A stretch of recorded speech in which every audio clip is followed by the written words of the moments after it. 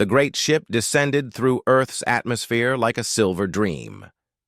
Ambassador Krelix watched the blue planet grow larger on the viewing screen. His 3 hearts beat with excitement. First contact with a new species was always special, but humanity had surprised everyone. They had radio, computers, and rockets. They could talk across their whole world in seconds.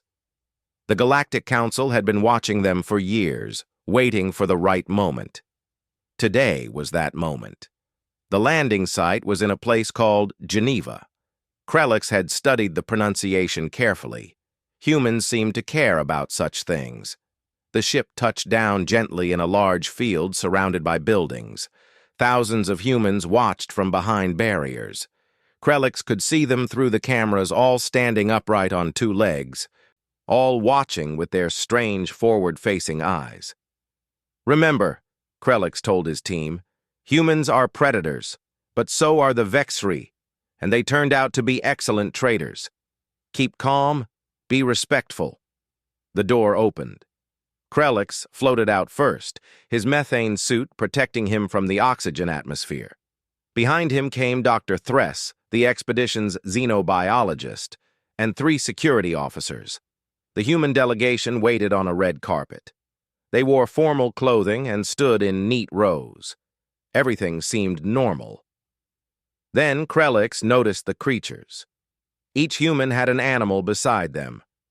The creatures stood on 4 legs, covered in fur with long snouts full of teeth. They ranged in size from small enough to carry to large enough to knock a human down. The creatures watched the aliens with intelligent eyes. Some of them panted, showing pink tongues and sharp teeth. "Ambassador Krelix," a human woman stepped forward. She extended her hand in the greeting gesture they had practiced. "Welcome to Earth. I am Secretary General Martinez." Krelix extended a tentacle and shook her hand carefully. "Thank you for receiving us, Secretary General. This is a historic moment for both our peoples." Martinez smiled. "It certainly is. Please, let me introduce my staff." She gestured to the humans beside her, naming each one. Then she looked down at the creature next to her. "And this is Luna." The creature wagged its tail. The tail moved so fast it blurred. "Luna?" Krelix asked. "My dog," Martinez said.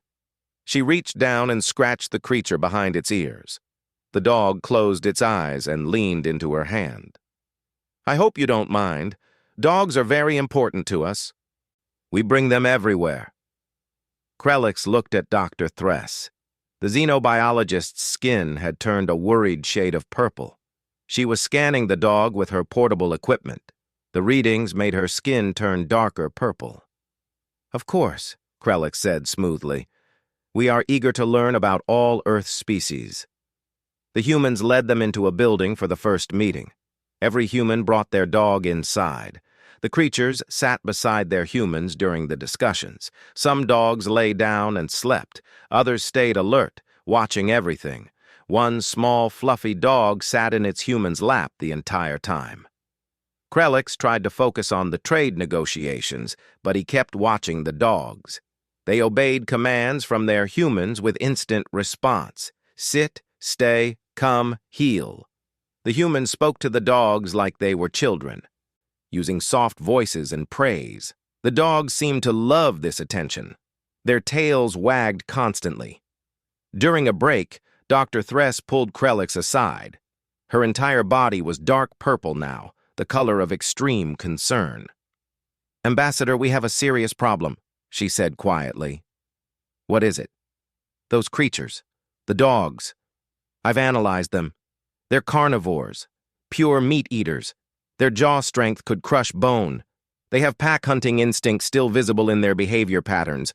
They're descended from ambush and pursuit predators." Krelix felt his blood cool. "Are you certain?" "Completely. And Ambassador, the humans let these animals into their homes. They sleep in human beds. They interact with human children. I just watched a child human, no more than 5 cycles old, hug one of the larger dogs." The dog licked the child's face. "That's insane," Krelix said. Why would humans keep dangerous predators as companions? I don't know, but there's more. I accessed their internet. Ambassador, there are over 300 million of these dogs living with humans. They're everywhere. The humans don't just tolerate them, they love them. Krelix looked back into the meeting room. Secretary General Martinez was giving her dog a treat from her pocket. The dog took it gently from her fingers, tail wagging. The dog looked at Martinez with pure devotion in its eyes. How long has this relationship existed? Krelix asked. At least 15,000 Earth years, possibly much longer. The humans and dogs evolved together in some ways.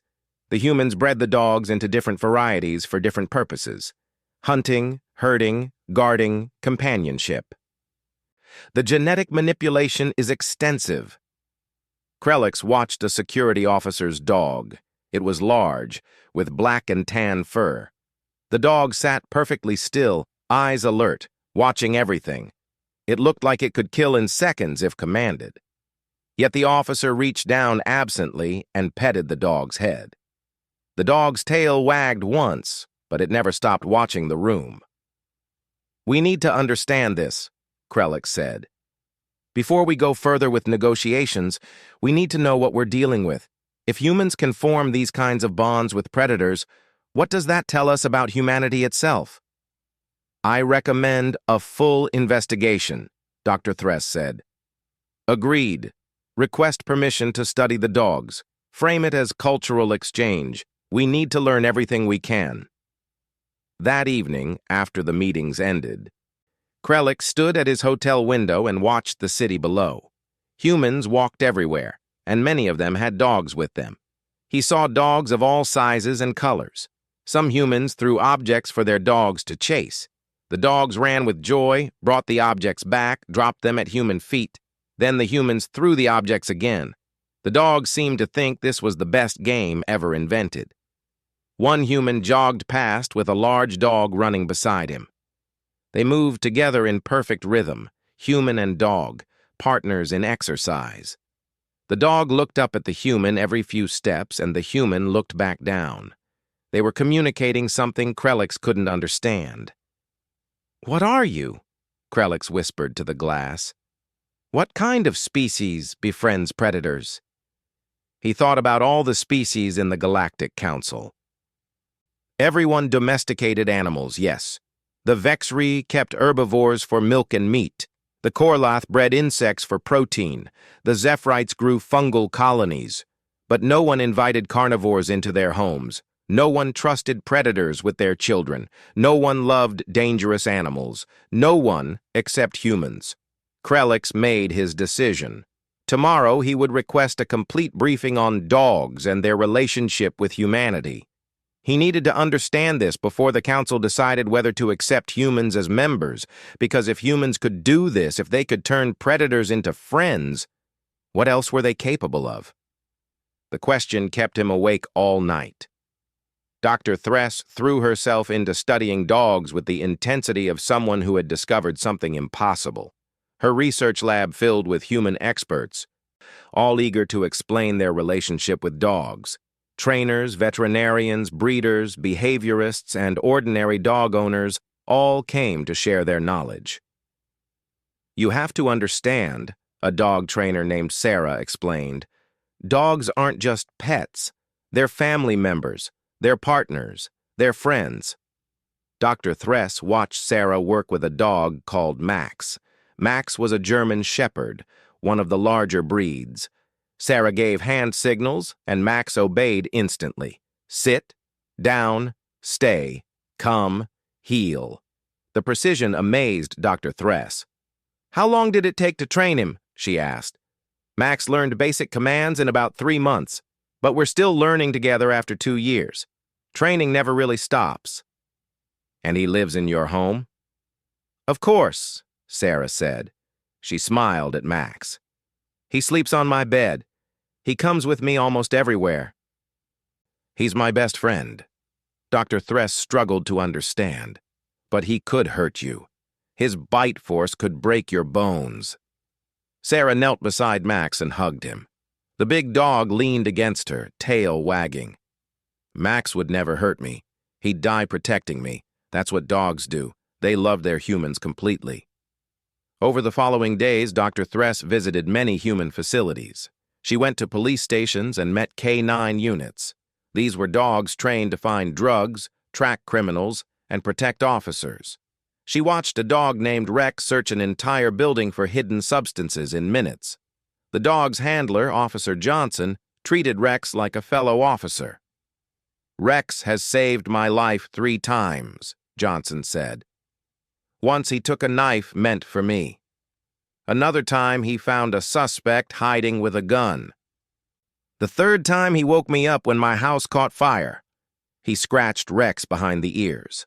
"I owe him everything." She visited a hospital where therapy dogs helped sick humans heal. A golden retriever named Daisy went from room to room, visiting patients. An elderly man cried when Daisy laid her head on his bed. He petted her with shaking hands. "My wife died last month," the man whispered. "I haven't wanted to touch anyone since. But this dog, she just knows somehow. She knows I need this." Dr. Thress watched Daisy's eyes. The dog seemed to understand human pain in ways that shouldn't be possible. She reviewed thousands of human videos. Dogs doing tricks. Dogs playing with children. Dogs learning to help blind humans navigate. Dogs competing in sports and contests. Dogs just being dogs, living with their humans. Being part of human families. Every piece of data confused her more. "I don't understand," she told Krelix during one of their evening briefings. "The relationship doesn't follow any pattern we know. Humans don't dominate dogs through fear. They don't keep them locked away. Dogs have freedom, respect, love. Yet they obey and serve willingly." "Perhaps the humans conditioned them?" Krelix suggested. "I considered that, but no. Watch this." Dr. Thress played a video. A human man came home from work. His dog, waiting inside, went absolutely wild with joy. The dog jumped, spun, wagged its entire body, not just its tail. The man laughed and got down on the floor. The dog licked his face while the man hugged the dog. "That's genuine emotion," Dr. Thress said. "The dog isn't performing. It truly loves that human. And the human loves it back just as much." Krelix watched the video again. "How is this possible? What created this bond?" "That's what I'm trying to find out. I've been studying the history. The relationship goes back at least 15,000 years, probably more. Ancient humans and dogs hunted together, lived together, survived together. The humans fed the dogs protected the humans. Over thousands of generations, they shaped each other." She pulled up more data. "Look at the diversity. Humans created over 300 distinct dog breeds. Tiny dogs that fit in a pocket, giant dogs that weigh more than a human. Dogs bred for every purpose imaginable. Hunting dogs that work in water, on land, in forests, in deserts. Herding dogs that control sheep and cattle without killing them. Guard dogs that protect property and people. Racing dogs. Fighting dogs, though humans have mostly stopped that practice. And companion dogs, bred purely for friendship and emotional support." "The level of genetic manipulation is extraordinary," Krelix said. "But that's not the remarkable part. The remarkable part is that every single breed still loves humans. We've surveyed dogs across your planet. Different breeds, different continents, different human cultures. The result is always the same. The dogs are loyal, loving, and devoted. It's bred into their bones somehow." Another council member, Zextar, had joined their investigation. He came from a species that communicated through color and light. He had been reviewing human literature about dogs. "Ambassador, I've found something disturbing," Zextar said. "The humans have thousands of stories about dogs, books, movies, songs. In almost every story, the dog is portrayed as loyal, good, and pure. There are human phrases, man's best friend, in the doghouse, every dog has its day. Their language is filled with references to these animals. So? Krelix asked. So this relationship isn't just practical, it's cultural, it's emotional, it's deeply woven into human identity. Humans measure their own loyalty by comparing themselves to dogs. They aspire to be as good as their dogs think they are. Dr. Thress pulled up another file. There's more you need to see. I've been researching what dogs evolved from. The humans call them wolves. And Ambassador, I think you need to see a wolf in person. Why? Dr. Thress's skin turned purple again. Because once you see a wolf, you'll understand why I'm so concerned about humanity. The next day, they traveled to a place called Montana. The humans had arranged a visit to a wildlife conservation center. A ranger named Tom led them to an observation area. The wolves you're about to see are wild, Tom explained. We rescued them from situations where they couldn't survive on their own, but we keep them as natural as possible. They're not tame. They're not pets. They're wolves. And wolves are related to dogs? Krelix asked. Wolves are dogs, genetically, Tom said. Or dogs are wolves, depending on how you look at it. They can interbreed. They're the same species, really. Dogs are just wolves that chose to live with humans. He led them to a viewing platform. Below, in a large forested enclosure, a pack of wolves moved through the trees. Krell-Ix's 3 hearts stopped. These weren't dogs. These were killing machines. The wolves were larger than most dogs, heavily muscled, moving with deadly grace. Their eyes held cold intelligence. They communicated with each other through body language and sounds. The pack moved like a military unit, each wolf knowing its role. A deer had been released into the enclosure. The wolves spread out. They worked together, cutting off escape routes, driving the deer toward an ambush. When they struck, it was quick and brutal. The lead wolf took the deer down with one powerful bite. The others joined in. In minutes, it was over. Dr. Thress ran her scanners. These animals are pure apex predators. Look at the coordination. Look at the strength. Look at the intelligence in their eyes.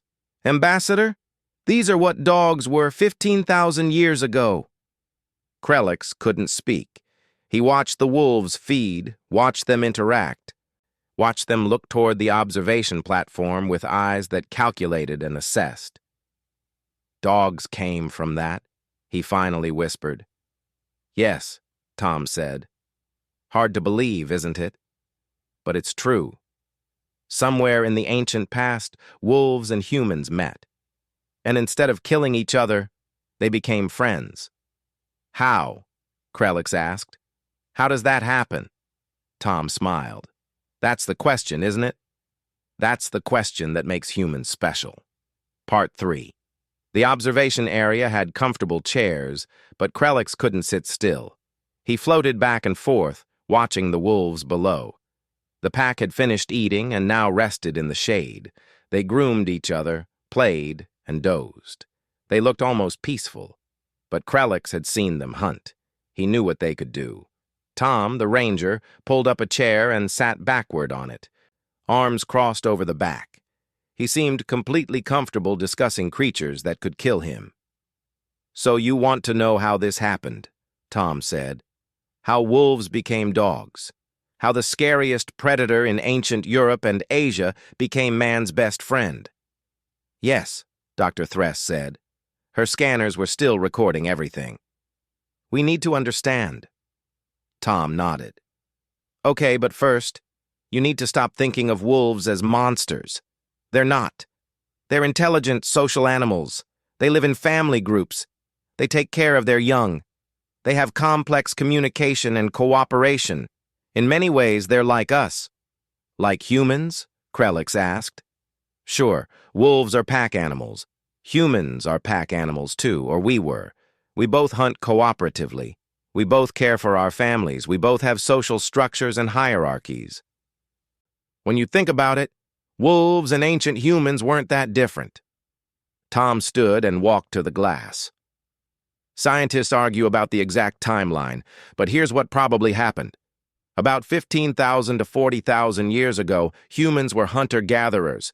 They moved around, following food sources. They made fires at night for warmth and safety, and some wolves, the curious ones, started hanging around those fires. Why? Dr. Thress asked. Scraps. Humans are messy eaters. They leave food behind. For a wolf, why waste energy hunting when you can just wait for the humans to leave leftovers? The wolves that were brave enough to approach got easy food. The wolves that were too afraid missed out. Tom pointed at the wolves below. Now imagine you're an ancient human. You're sitting by your fire, and you see wolves in the darkness. That's scary. But you also notice something. When the wolves are around, other predators stay away. Cave bears, cave lions, other threats. The wolves warn you when danger approaches. They bark at intruders. So humans fed the wolves to keep them close? Krellick said. Exactly. It started as mutual tolerance. You don't attack me, I won't attack you. But over time, over many generations, it became more. The friendliest wolves had the easiest access to food. They had more puppies. Those puppies were also friendly. Generation after generation, the wolves living with humans became tamer, gentler, more comfortable around people. Selective breeding, Dr. Thress said. Natural at first, then intentional. Humans started noticing that some wolves were better hunters than others. Some were better guards. Some were gentler with children. So humans started breeding the wolves they liked best. Over thousands of years, wolves became dogs. Tom pulled out his phone and showed them pictures. Look at the physical changes. Dogs have floppy ears, curly tails, different coat colors. These are all signs of domestication. But the biggest change isn't physical, it's behavioral. Dogs understand human communication in ways wolves don't. They read our facial expressions. They follow our pointing gestures. They bond with us emotionally. A wolf howled in the enclosure below. The sound was beautiful and haunting. The other wolves joined in, creating a chorus that echoed across the valley. Wolves do that to communicate across distances, Tom explained. To find each other, to claim territory, to bond the pack. Dogs still howl sometimes, especially certain breeds. But mostly they've traded howling for barking, because barking gets human attention better. Krellick thought about all the dogs he'd seen. The tiny ones in purses, the massive ones guarding homes, the working dogs helping police and soldiers. Humans created all that variety from wolves. Yes, and it happened relatively quickly, evolutionarily speaking. In just 15,000 years, maybe less, wolves became everything from Chihuahuas to Great Danes. That's rapid evolution driven by selective breeding. Dr. Thress was reviewing her data. I'm seeing something in these readings. The wolves show stress responses to our presence. Their heart rates are elevated. They're wary. But the dogs we've scanned show the opposite. They're calm around humans. Their body chemistry actually changes when they interact with humans. They produce bonding hormones. Oxytocin, Tom said. The love hormone. Humans and dogs both produce it when they interact with each other. It's the same chemical human mothers produce when bonding with babies. Dogs and humans literally love each other on a chemical level. Krellick felt like his understanding of the universe was shifting. You're saying humans and dogs evolved together? They changed each other? Absolutely. Humans with dogs could hunt better, survive better. They had guards and companions. Dogs with humans had steady food and protection. Both species benefited. Both species changed. We adapted to each other. A young wolf pup was playing below, pouncing on its siblings. It could have been a dog puppy, except for something in its eyes, something wild and untamed. Can you tame wolves? Krellick asked. Can you make a wolf into a pet? Tom shook his head. Not really. People try, but it rarely works well. Even hand-raised wolves stay wild at heart. They're not aggressive usually, but they're not domesticated either. The domestication of dogs took thousands of years and thousands of generations. You can't replicate that with one animal in one lifetime. So dogs are different at a fundamental level, Dr. Thress said. Very different. Dogs are born wanting to be with humans. Puppies seek out human contact naturally. Wolf pups don't. Dogs have evolved to need us in ways wolves never did. Tom looked at Krelix directly. You're wondering what this says about humans, aren't you? You're wondering what kind of species befriends wolves. Yes, Krelix admitted. Tom smiled, but it wasn't a comfortable smile. Then you're asking the wrong question. You should be asking what kind of species wolves would choose to approach in the first place. The room went quiet. Think about it, Tom continued. Wolves are smart. They assess risk versus reward constantly. Ancient wolves looked at ancient humans and made a calculation. These humans are dangerous, yes. They have weapons, fire, intelligence. They're killer apes who hunt in groups and never give up. But maybe, just maybe, we can work with them instead of against them. Dr. Thress's skin turned the darkest purple Krelix had ever seen. You're saying the wolves recognized humans as fellow apex predators? She said slowly. They recognized humans as equals, as potential partners rather than prey or competition. Exactly, Tom said. Wolves don't approach herbivores looking for partnership. They hunt herbivores. Wolves approached humans because humans were like them. Dangerous, smart, social, successful. The wolves that were smart enough to see the benefit of alliance thrived.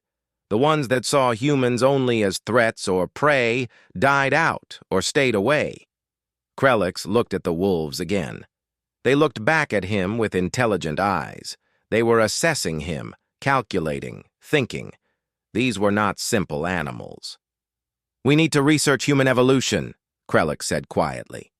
We need to understand what humans were 15,000 years ago. We need to know what kind of creature wolves would choose to befriend.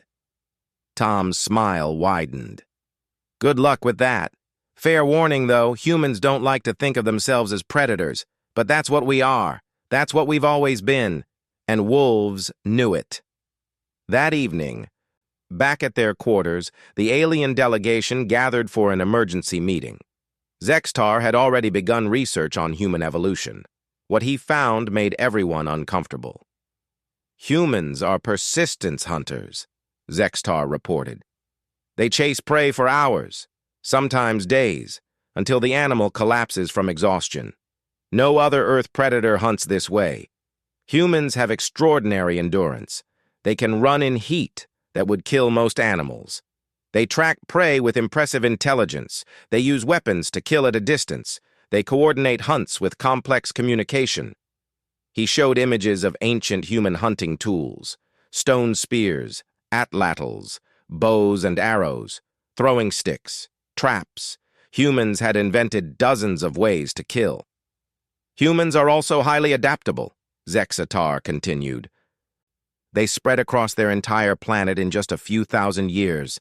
They survived in deserts, jungles, Arctic tundra, mountains, islands, every environment humans conquered, and wherever humans went, large animals went extinct. The images changed. Mammoths, saber-toothed cats, giant ground sloths, cave bears, dire wolves, all extinct. Humans hunted megafauna to extinction across multiple continents. They were so effective at killing that they changed their planet's ecosystem forever. Krelix felt cold. And wolves looked at these creatures and decided to join them? Wolves made the intelligent choice, Dr. Thress said.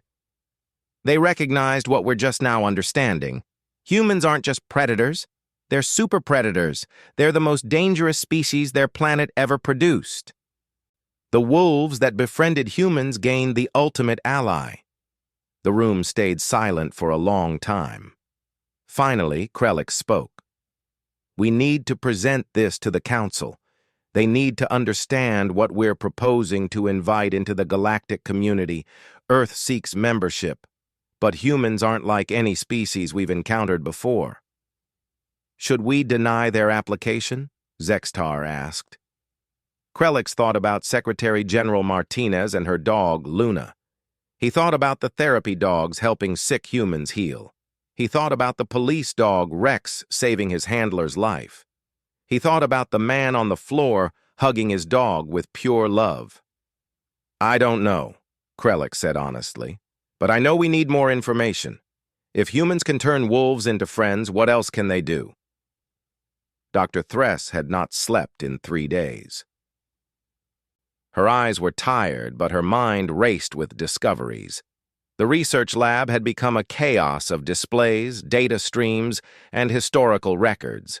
She had pulled information from every database she could access, both human and Galactic Council. Krellick found her staring at a timeline of Earth's history. Red marks showed mass extinctions. Most of them coincided with human expansion. "I found something disturbing," Dr. Thress said without greeting. "Humans didn't just hunt animals. They hunted other humans." She pulled up genetic studies. Modern humans aren't the only human species that evolved. There were Neanderthals, Denisovans, Homo erectus, and others. All of them went extinct. Only Homo sapiens survived. And guess what? Homo sapiens interbred with some of them before they disappeared. Humans absorbed their competitors. "Absorbed?" Krellick asked. "They fought them, yes, but they also mated with them. Modern humans carry Neanderthal DNA. They carry Denisovan DNA. Humans didn't just eliminate competition, they incorporated it." She pulled up more data. "And look at this.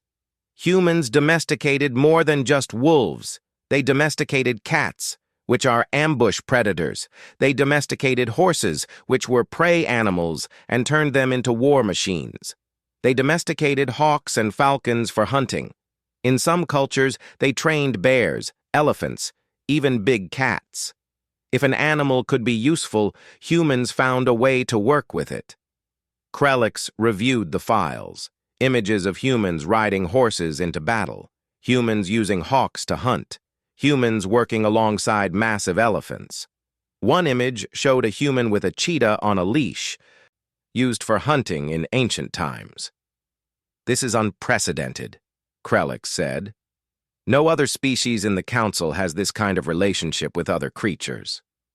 "Because no other species needed it," Dr. Thress said. "Look at the Vexri. They evolved on a planet with mild predators. The Korlath evolved on a world with no large predators at all. The Zephrites are fungal in origin. They never hunted. But humans evolved on a planet that was actively trying to kill them. They survived by becoming more dangerous than everything else." Zextar entered the lab carrying his own research. "I have been studying human warfare," he said. "It is extensive. Humans have been fighting each other for their entire recorded history. They have developed thousands of ways to kill other humans. Swords, spears, arrows, guns, bombs, chemical weapons, biological weapons, nuclear weapons. They have killed hundreds of millions of their own species." The room went quiet. "But," Zextar continued, "I also found something else. Humans end wars. They make peace treaties. They form alliances with former enemies. They rebuild nations they once destroyed. The same species that created nuclear weapons also created international law, humanitarian aid, and the concept of war crimes. Humans judge themselves for their violence." He displayed images. Former battlefields turned into parks. Enemy nations becoming allies. War memorials showing human grief for all dead, not just their own side. "Humans contain contradictions," Zextar said. "They are capable of extreme violence and extreme compassion, often at the same time." Krellick thought about this. "They befriend wolves, but wage war on each other. They create weapons of mass destruction, but also create art, music, and literature. What are they?" "Survivors," Dr. Thress said. "That's what they are. They do whatever it takes to survive. If that means fighting, they fight. If that means cooperating, they cooperate.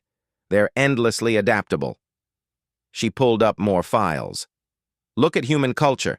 They form nations, yes, But they also form smaller groups based on ideology, religion, hobbies, interests. Humans bond across genetic lines. They call it friendship. They call it brotherhood. A human will die for a friend who shares no genetic relation. This is rare in the galaxy. The Zephyrites bond across spore groups, Zextar pointed out. Yes, but that's chemical. Humans bond by choice. They choose their allies. They choose their friends. And once they commit to someone, human loyalty is almost unbreakable. Krelix reviewed records of human military operations. Soldiers risking their lives to save wounded comrades. Prisoners refusing to betray their friends even under torture. Humans keeping promises made decades ago. This is the wolf instinct, Krelix realized. Humans approach others the same way wolves approach them. They extend trust to potential allies. They form partnerships with those who could hurt them. They build bonds stronger than blood. Exactly, Dr. Thress said. And it works. Human civilization exists because humans cooperate on scales that seem impossible. Millions of humans work together in cities. Billions of humans follow international laws. They trade across continents. They share information instantly. They accomplish things no individual human could do alone. She pulled up images of human achievements. The pyramids, the Great Wall, cathedrals, skyscrapers, space stations. Each one required thousands of humans working toward a common goal. This is their greatest strength, Dr. Thress said. Not their intelligence, though they are smart. Not their tool use, though they are excellent engineers. Their strength is cooperation. Humans can turn enemies into allies faster than any species I've studied. Krelix had a sudden realization. The Galactic Council needs this. Everyone looked at him. Think about it, Krelix said. The Council faces threats. The Kresh Empire pushes at our borders. Internal conflicts slow our progress. Resource disputes create tension. We need new perspectives. We need someone who understands how to turn conflict into cooperation. You want to accept humanity's application? Zextar asked. I want to consider it seriously. Yes, humans are dangerous, but they're dangerous to their enemies. To their allies, they're loyal beyond reason.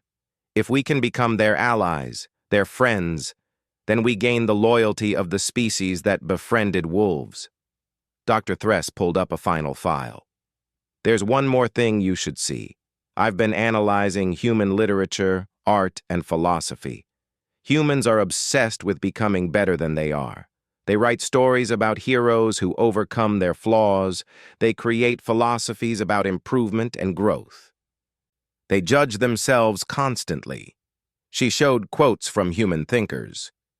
The only thing necessary for the triumph of evil is for good men to do nothing. Be the change you wish to see in the world. We don't deserve dogs, but we keep trying to be worthy of them. That last one, Krelix said. A human said that? Many humans say it. It's become a common phrase. They recognize that dogs are loyal, pure, and good. They recognize that they themselves are flawed, violent, and complicated. But they try to be as good as their dogs think they are. They aspire to deserve the love dogs give them freely. Krelly understood then. Humans knew what they were. They knew they were predators, capable of terrible violence. But they chose to be more than that. They chose friendship over conflict when they could. They chose cooperation over competition when possible, and when they failed, they judged themselves harshly and tried to do better. We need to meet with human leaders, Krelix said, not diplomats. I want to meet their military commanders, their peacekeepers, their philosophers. I need to understand how humans think about conflict and cooperation. The next day, they arranged meetings with various human experts. A general explained human military doctrine. We train to fight, yes, but we also train to make peace. The best victory is the one where no one dies. Sun Tzu said that thousands of years ago, and we still believe it. A UN peacekeeper from Nigeria explained her work. I've served in war zones across the planet. My job is to keep enemies apart long enough for them to stop hating each other. It works more often than you'd think. Humans can forgive. We can move past hatred if given the chance and the right conditions. A philosophy professor discussed human ethics. We've spent millennia arguing about right and wrong. We don't always agree. We make mistakes constantly, but we keep trying. We keep questioning ourselves. We keep pushing to be better.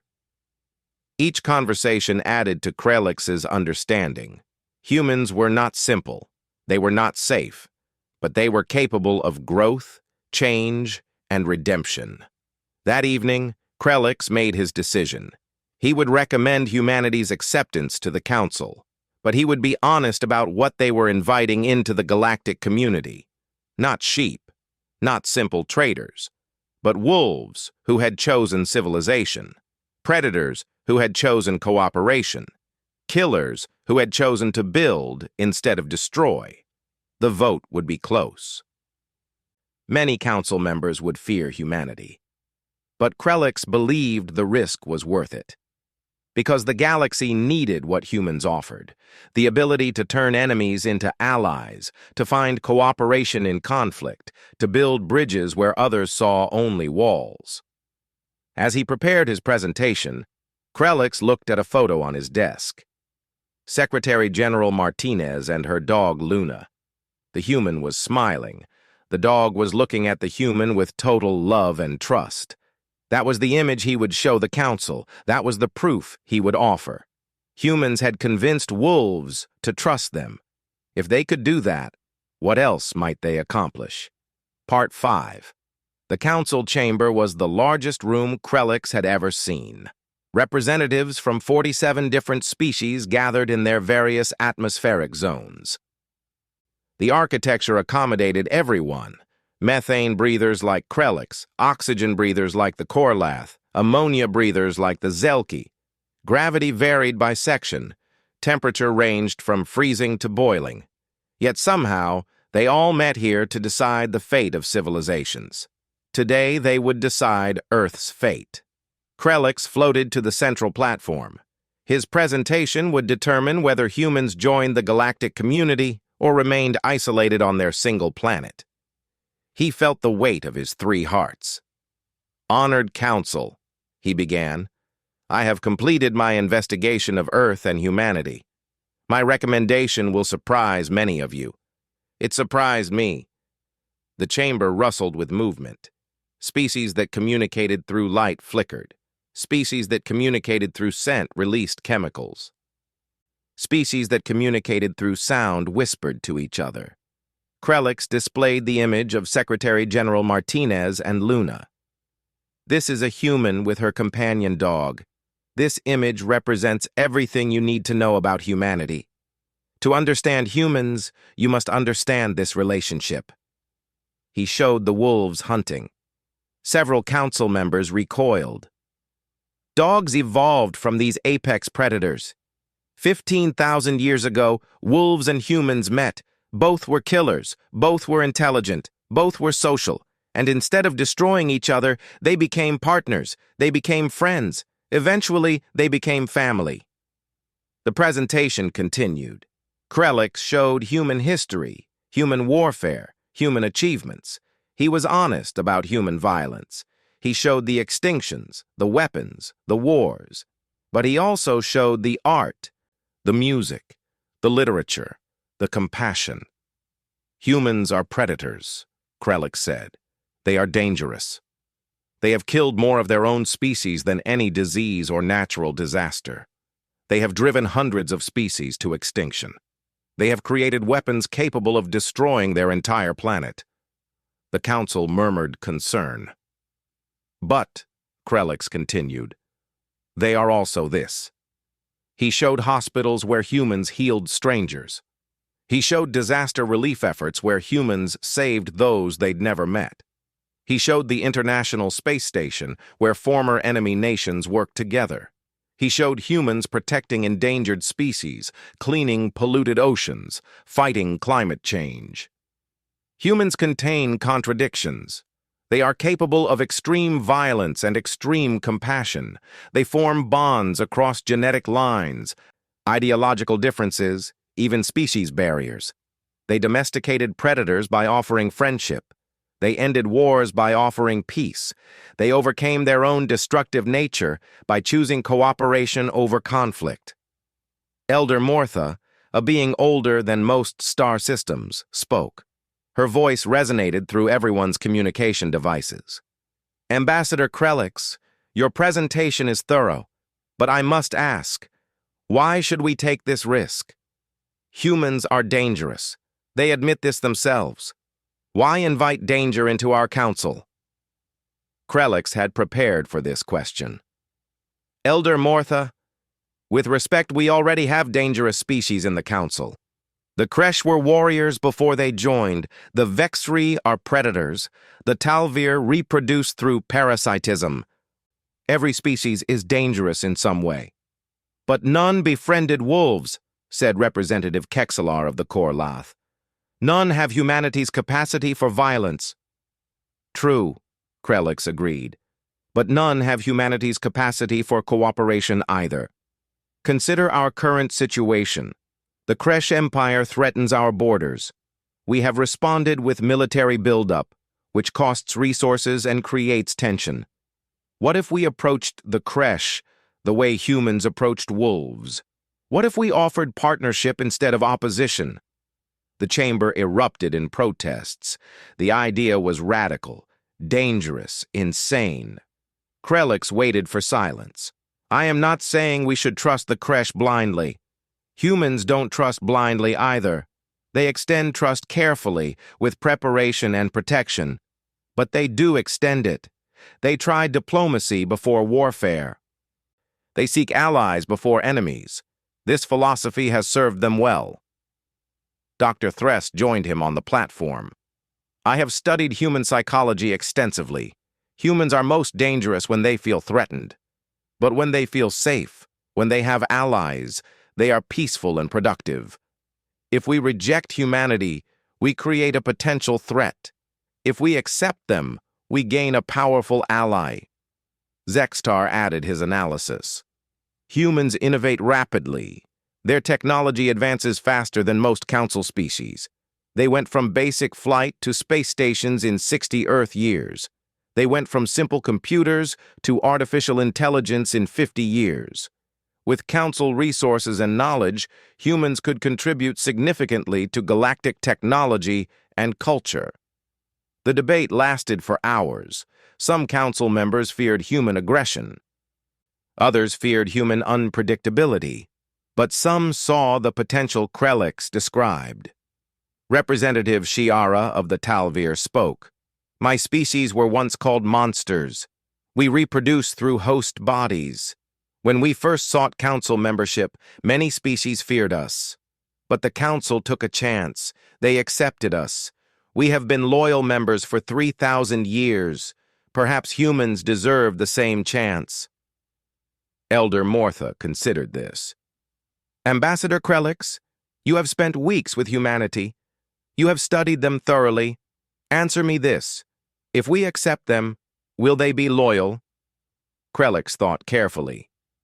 Elder, humans have a saying. A dog is the only thing on earth that loves you more than he loves himself. Dogs learned this loyalty from humans, or humans learned it from dogs. Either way, once humans commit to an alliance, they are loyal beyond reason. They will die for their allies. They will sacrifice for their friends. If we can become humanity's friend, we will have their loyalty forever. And if we become their enemy? Mortha asked.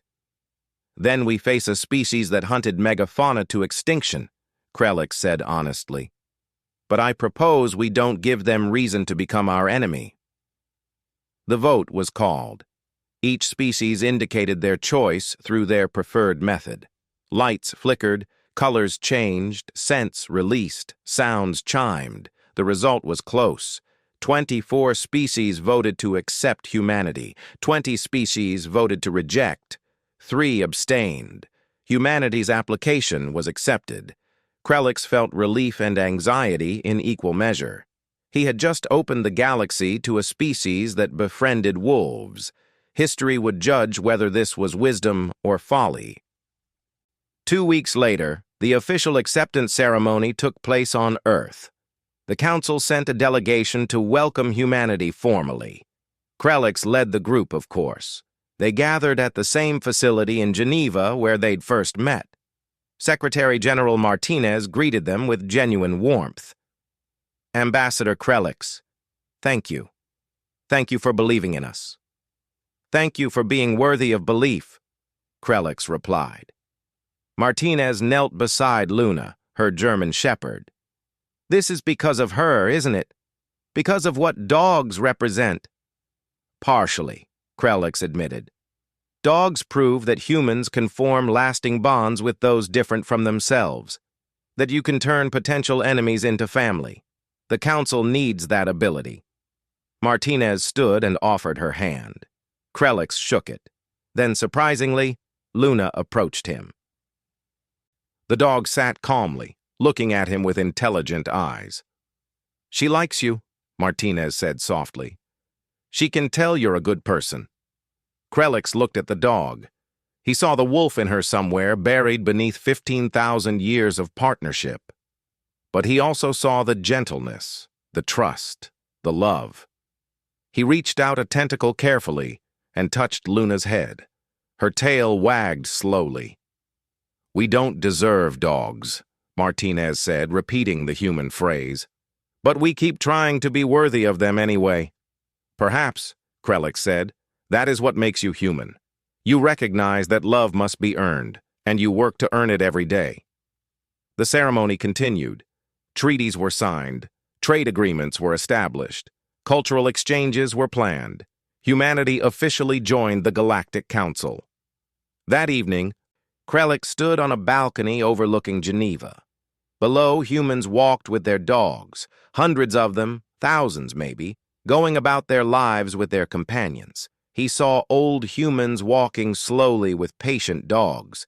He saw young humans running with energetic dogs. He saw children playing with gentle dogs. Each human-dog pair was a small miracle of cooperation and trust. Dr. Thress joined him. Did we make the right choice? She asked. I don't know, Krelix said honestly. But I know we made the brave choice. The Council has existed for 10,000 years. We have accomplished much. But we have also grown comfortable, cautious, resistant to change. Humans will change us. They will challenge us. They will push us to be better. Just as they push themselves to be worthy of their dogs, Dr. Thress said. Exactly. They watched the city lights come on as evening fell. Somewhere in the darkness, a dog barked. Another answered, then another. A conversation across the city. Dogs talking to dogs, as they had for thousands of years. The wolves chose humanity, Krelix said. Now we have chosen them too. We looked at these apex predators and saw potential friends. We extended trust to something dangerous in hopes of mutual benefit. We are in this moment doing what wolves did 15,000 years ago. We are approaching the fire. We are hoping the creatures there will welcome us. And if they don't? Dr. Thress asked. Krelix thought about Luna's gentle eyes. He thought about the therapy dogs healing human patients. He thought about the police dog saving his handler. He thought about the man hugging his dog with pure love. They will, he said. Humans befriended wolves. They will not turn away those who approach them in friendship. That is their nature. That is what makes them human. Below, a human threw a ball. A dog chased it joyfully, brought it back, dropped it at human feet. The human threw it again. The dog ran again, never tiring of the game, never doubting that the human would throw the ball one more time. Trust, partnership, friendship, love. That was what wolves saw in humans 15,000 years ago. That was what the Galactic Council saw now.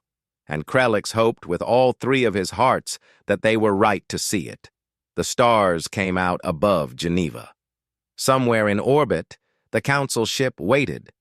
Tomorrow they would leave Earth and return to the greater galaxy, but they would not return empty-handed.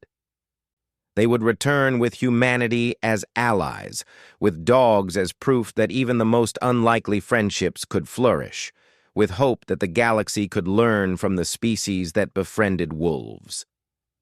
Krelix took one last look at the city below, at humans and dogs living together, working together, loving each other. Then he turned and went inside to prepare for the journey home. The age of humanity in the Galactic Council had begun.